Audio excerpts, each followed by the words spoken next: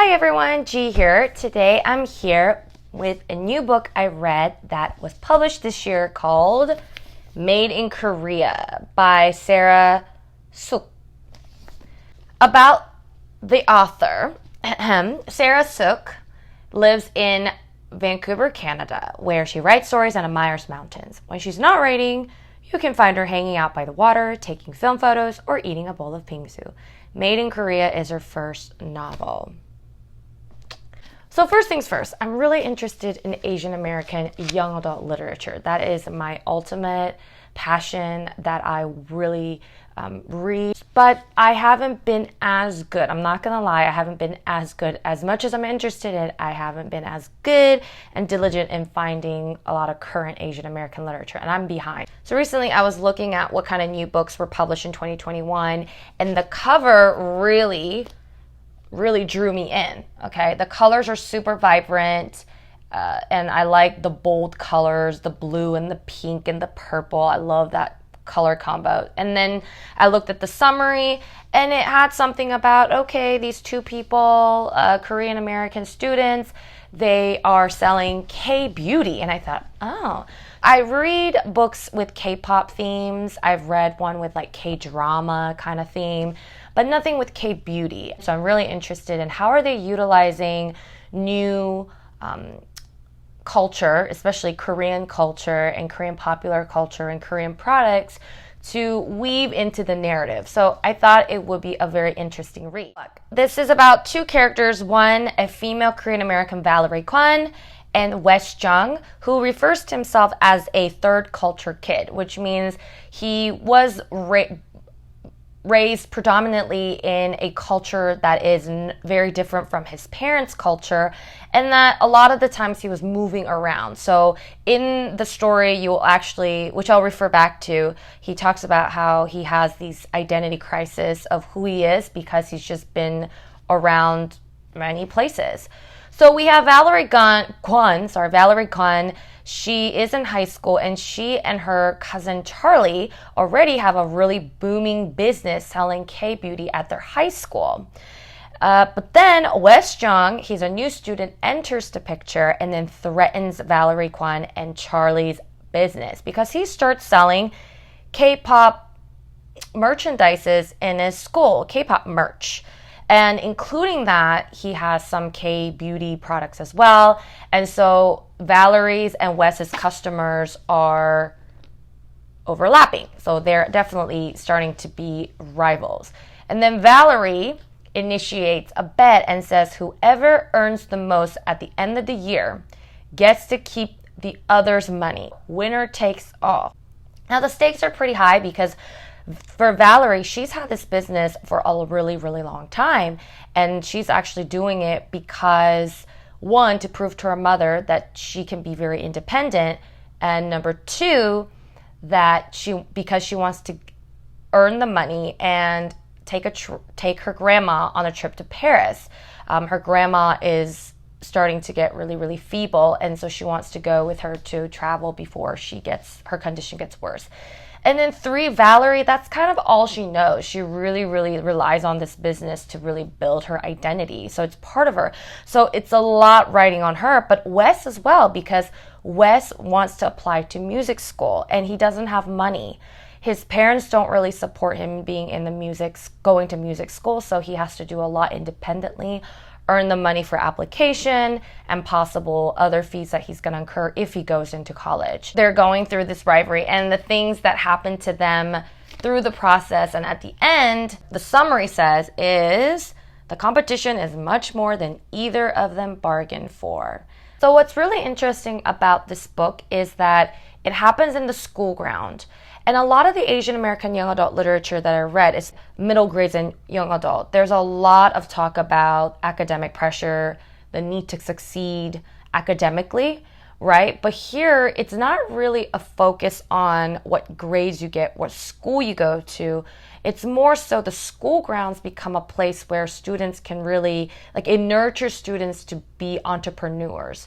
So Wes Jung and Valerie are able to have these business because they get permission from the school to start. And then at the end, they also give award to student businesses. So I thought that was really a good environment, a good portrayal of what school can do for students, especially for diverse students who want to really put themselves out there and start something, be more independent and be hardworking and grow. But of course, there definitely are elements of pressure of school and also the idea of Korean American parents not really understanding the teenagers. So there's a generational gap that's happening. The first generation, the first immigrant Korean parents expecting their children to be a certain way that they have imagined, go to Ivy League school or be very successful academically, versus what the second generation or Korean American students feel that they want to do or what they need in their life. Ultimately, Valerie and Wes are both seeking for acceptance. They feel undermined, they feel unaccepted by their parents of what they truly want to do or be, that they're constantly through the business and through pretty much non-verbal communication, they try to just avoid it or somehow get acceptance in their own way. Now, the part that I felt was really empowering is that these students, even with those tensions, they don't suppress those tensions. Three-fourths of the way, you see all these things happening in their lives. And then in the last, there is a part where they come to a realization that they need to talk to their parents about the brewing, underlying feelings that they had about their relationship, the parent and the child relationship. So at the end, they both confront them. Here's one issue that I had with the book was that both parents come off as very passive and sometimes aggressive, but more so very aloof to what their children are saying. I don't want a lot of our readers to assume that all Asian parents or all Korean American parents are like this, right? There is always that danger when you're reading a multicultural literature, specifically here like Asian American or Korean American literature. There is this aspect, especially for non-Asian American readers, that, they both must not have a clear resolution at the end because that's the way Asians are, right? There's this idea of stereotyping and imputing a certain aspect about a family to a whole culture, which is very dangerous.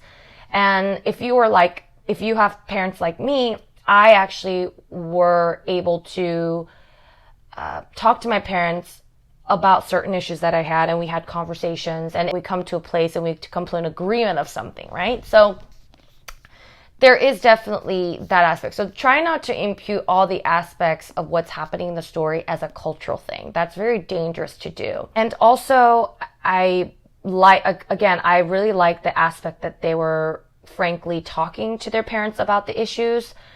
But again, because the parents are not really listening to them, that I don't want that to thwart you all, the readers, to think a conversation is not possible with their parents, right? How do you know a conversation might go in a really positive developmental path when you have never done that before? So I think, especially as young adults, you should talk to your parents about your issues because you have a lot of other concerns in school with your friends. There's a lot of emotional, mental, physical changes that you're going through, and it's very healthy for you to talk about it rather than suppress it.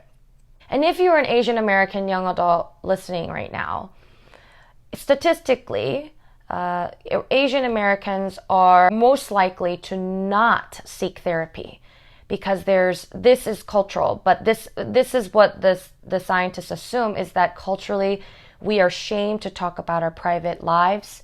We are somehow normalized to think that being successful or getting all A's or going to Ivy League is so normal that if that's not my dream, I'm the deviant, I'm the weirdo.